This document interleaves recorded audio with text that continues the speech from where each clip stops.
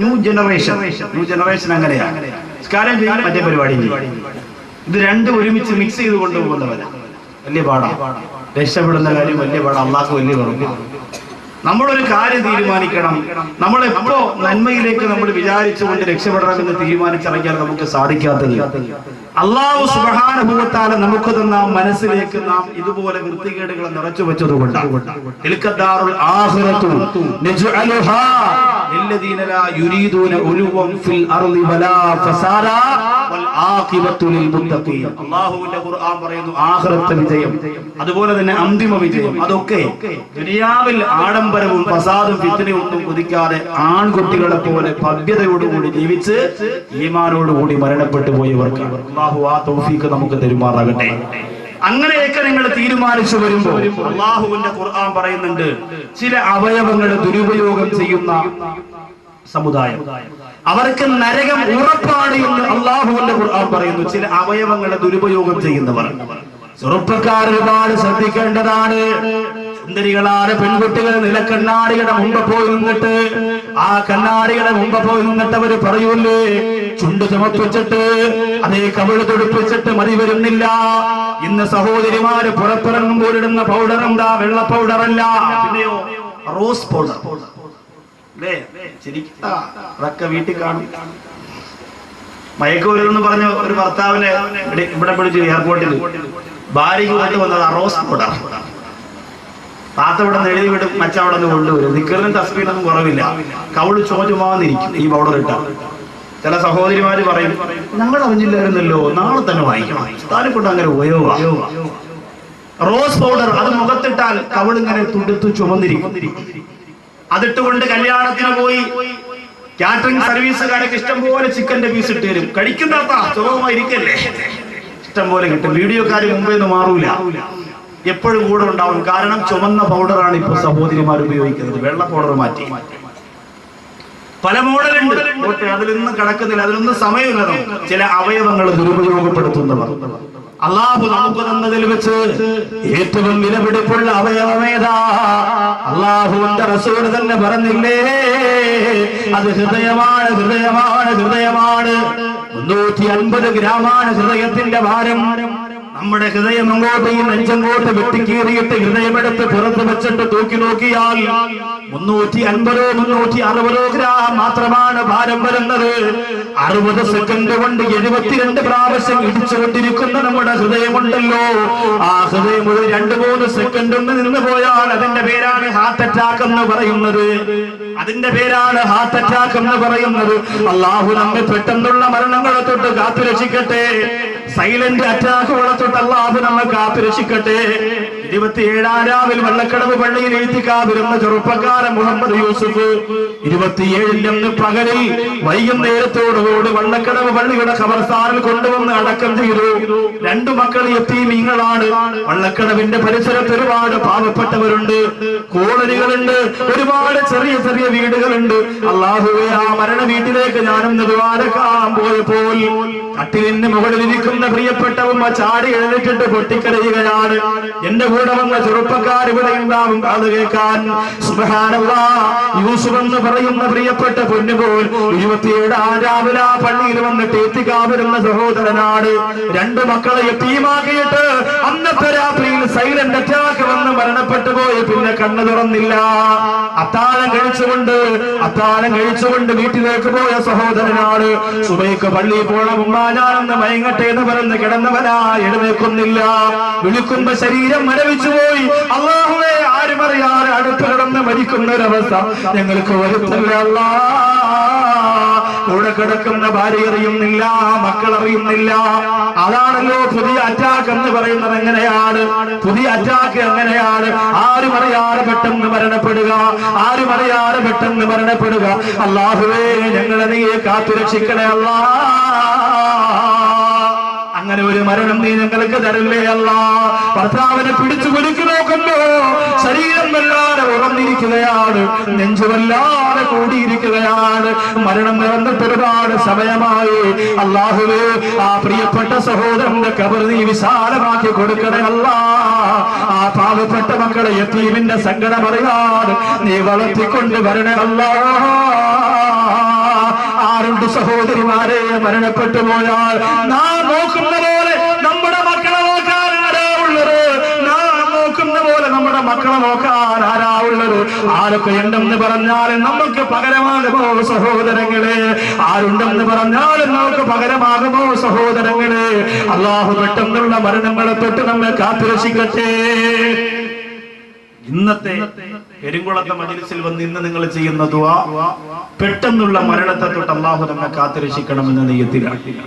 മാമരുഭൂമിയും ഭരതകാടും തീർത്തവനേ N തമ്പുരാന്, മണ്ണും മലരും മണവും മധു തീർത്തവന് യാദൽ Jalal. മാമരുഭൂമിയും ഭരതകാടും തീർത്തവനേ N തമ്പുരാന്, മലരും മലരിൽ മണവും മധു തീർത്തവന് യാദൽ ജലാല്. അല്ലാഹുവിന്റെ റസൂൽ പറയുന്നു, ആയിഷ إن في خلق السماوات والأرض واختلاف الليل والنهار لآيات لأولي الألباب. രാപ്പകലുകൾ വ്യത്യാസമാകുന്നതിൽ അല്ലാഹുവിന്റെ അത്ഭുതങ്ങൾ ഒരുപാടുണ്ട്. ബുദ്ധിയുള്ളവരെ നിങ്ങൾക്ക് അത്ഭുതമുണ്ട് എന്ന് അല്ലാഹുവിന്റെ റസൂൽ പറയുമ്പോ ഏറ്റവും കൂടുതൽ അല്ലാഹുവിന്റെ റസൂൽ ചിന്തിച്ചിരുന്നത് ആകാശത്തെ കുറിച്ചാ. എന്തുകൊണ്ടാ അങ്ങനെ ചിന്ത വന്നറിയോ? ഹത്താലി ജിബ്രീലു ജിബ്രീലും വഖഫ് ഫീ شته رعبا فودع وغتب دعني تقدم يا حبيبي لا تخف أبشر تناجي ربك الخيوم صلوا عليه وسلموا تسليما. അല്ലാഹുവിന്റെ റസൂലിനെ കൊണ്ടുപോയില്ലേ മുഖറബുൽ അംലാഖ് മലക്ക് ജിബ്രീൽ അലൈഹിസ്സലാം കൊണ്ടുപോയപ്പോ എന്റെ പ്രിയമുള്ളവരെ ആകാശലോകത്തിന്റെ അത്യത്ഭുതങ്ങൾ അല്ലാഹുവിന്റെ റസൂല് കണ്ടുപോയി. പിന്നെ ഇവിടെ വന്നു പോയാൽ എപ്പോഴും ആകാശത്തിലേക്ക് ഒരു നോട്ടമാണ്. എന്തോ അത്ഭുതമാ, എന്തോ അത്ഭുതമാ സഹോദരങ്ങളെ. ബഹുമാനപ്പെട്ട ഗസാലി ഇമാം റളിയല്ലാഹു അൻഹു ഇഹ്യാ ഉലൂമുദ്ദീനിൽ പറയുകയാ, മനസ്സിന് വിഷമം വന്നാൽ, മനസ്സിന് സങ്കടം വന്നാൽ ആകാശത്തിലേക്ക് നിങ്ങൾ നോക്കിക്കഴിഞ്ഞാൽ അല്ലാഹു നിങ്ങളുടെ സങ്കടം മാറ്റിത്തരുമെന്ന് അബൂ ഹാമിദ് ഗസാലി റളിയല്ലാഹു അൻഹു പറയുകയാ. ദുഃഖം വന്നിരിക്കുന്നവരെ, പ്രയാസം വന്ന് തളം കെട്ടി നിൽക്കുന്നവരെ ആകാശത്തിലേക്ക് നിങ്ങളൊന്ന് കണ്ണോടിച്ചു പോയാൽ നിങ്ങളുടെ മനസ്സിന്റെ സങ്കടം അല്ലാഹു മാറ്റിത്തരുന്നതാണ്. അത്ഭുതമേ ആകാശം, അത്യത്ഭുതമേ ആകാശം. ആകാശലോകത്തിന്റെ അനുഗ്രഹങ്ങളായ നക്ഷത്രങ്ങള്, താരകോടികള്, ചന്ദ്രനക്ഷത്രാദികളെല്ലാം അത്ഭുതം തന്നെയാണ്. എന്റെ പ്രിയമുള്ളവര്, ഇന്ന് വരെ നിങ്ങൾ ചിന്തിച്ചിട്ടുണ്ടോ? എന്റെ ചെറുപ്പക്കാരെ എന്താ ചിന്തിക്കുന്നത്? ഫേസ്ബുക്ക് ഓണാക്കി പോയാൽ, നെറ്റിലേക്ക് പ്രവേശിച്ചു പോയാൽ സുന്ദരികളായ പെൺകുട്ടികളുടെ ശരീര സൗന്ദര്യത്തെ കുറിച്ച് ചിന്തിച്ചുകൊണ്ട് സമയം കളയുന്ന ചെറുപ്പക്കാരാ. എന്റെ തലച്ചോറിന്റെ ഉറക്കം കെടുത്തുന്നത് എത്രയോ തരുണീമണികളാണ്.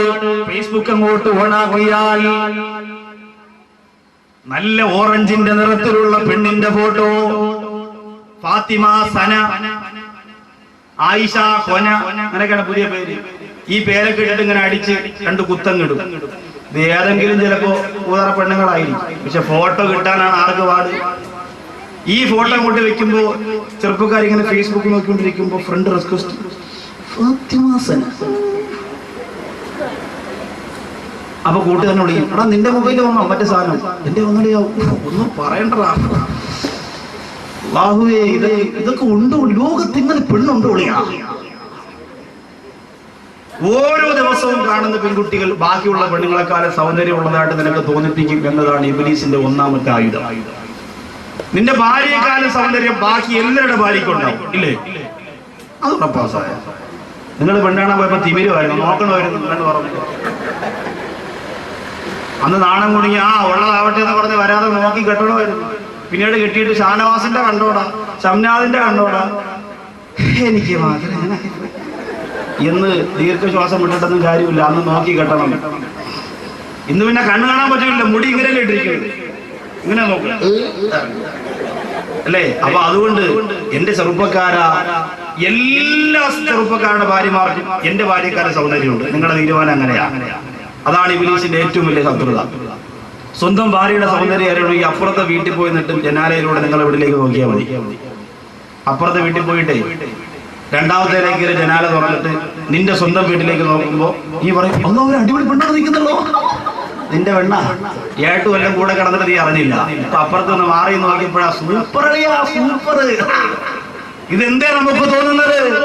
എല്ലാവരുടെയും മനസ്സെങ്ങനെയാണ്? സൗന്ദര്യ സങ്കല്പത്തിന്റെ വിഷയത്തിൽ അവിടെയാണ് നമുക്ക് പരാജയം.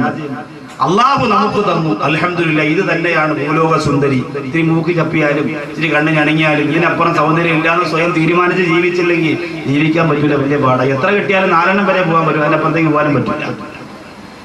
അല്ലേ? നിങ്ങൾ ആലോചിച്ച് നോക്കി. ഞാനിത് പറയുന്നത് ഏത് രീതിയിൽ ചിന്തിച്ചാലും സൗന്ദര്യത്തിന്റെ വിഷയത്തിൽ നമുക്ക് ഇത്തിരി ആർത്തി കൂടുതലാണ്. അതുകൊണ്ടാണ് നമ്മുടെ മനസ്സിലുള്ള ചിന്ത എപ്പോഴും ഇങ്ങനെയാണ്. എപ്പോഴും ഇങ്ങനെ ഫേസ്ബുക്ക് നോക്കി വെച്ചിട്ട് അല്ലേ, അവളെ ഇങ്ങനെ വന്നു എവിടെയാണ് താമസിക്കുന്നത്, പെരുങ്കുളത്താണോ കുത്ത് ചോദ്യം.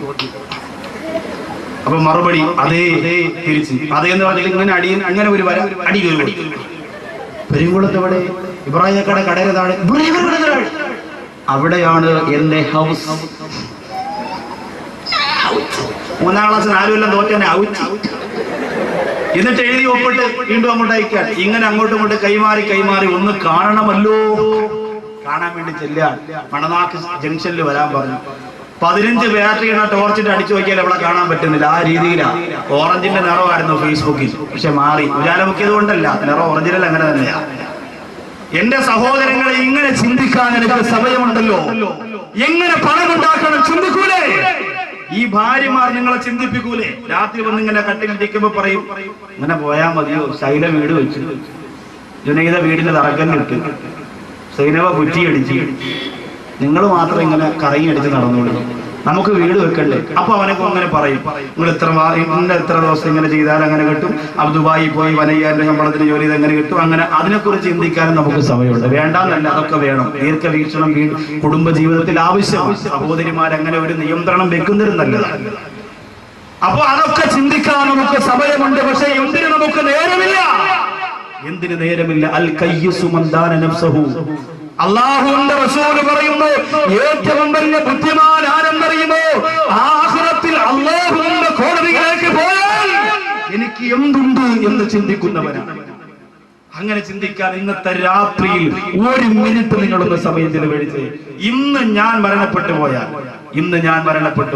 നൗഷാദ് ബാക്കവി, ഞാൻ അങ്ങനെ ചിന്തിക്കുന്നു, ഞാൻ ഇന്നത്തെ രാത്രി മരണപ്പെട്ടു പോയാൽ, അള്ളാഹുവിന്റെ തൗഫീഖ് ഉണ്ടെങ്കിൽ നാളെ ഈ സമയത്ത് പള്ളിപ്പറമ്പിൽ ഖബറിന്റെ അകത്തായിരിക്കും.